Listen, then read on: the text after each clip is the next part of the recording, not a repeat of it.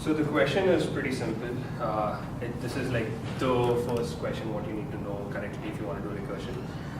It is basically given a set of distinct integers, return all possible subsets. So I'll write that down here. So given a set of distinct integers, so return all possible subsets.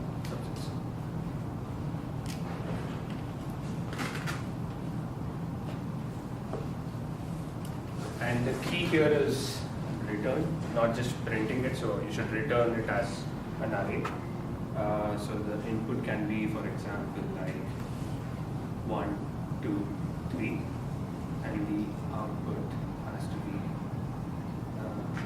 3, 1, 2, 1, 3, 3, 3, 2. This has to be the output. The n factorial. Huh? N factorial will be the. Yes. 2 power n.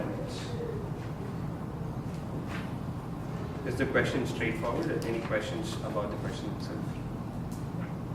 So you need to return list of list, right? Yeah. So it's a list of list. So basically each one here is going to be a subset which is possible on the given set of numbers. So obviously there's a input can be duplicate, like integers can be duplicate. no. So I didn't mention it's all distinct ones. There is an iterative solution to this, but and there's a binary approach to this, but we are not looking at those two approaches. We're looking at the recursion to get the recursive. Is the input is in a sorted order? Doesn't necessarily need to be, but here I just give a random one that it's not sorted. So it doesn't matter for this. Just Just need distinct all possible values. okay. So in recursion we are also using backtracking in this, right?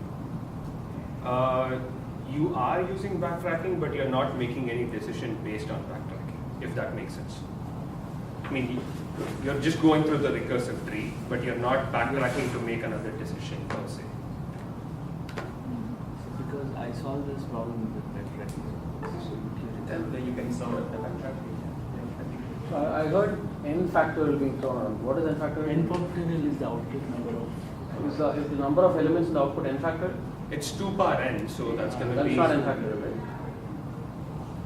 Yeah, because you're not doing the repetitions here. Okay, it's going to be just 2 power n, correct. My bad. If you're going to be doing There is one more permutations, that's going to problem be. which is permutations. Permutation is going to be n factorial. This is common. That is the risk. When you're solving a lot of these questions, these could get confusing, and you might actually try to solve something else which is different from what is asked. So here the question is very simple: Powerset. Powerset, yeah. And the number of Powerset output line items will be precisely 2 power n.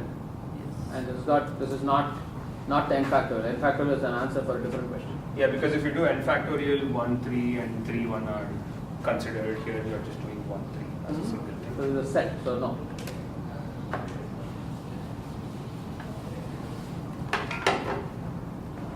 So let's take a few minutes to write down. If you know the code, go for it.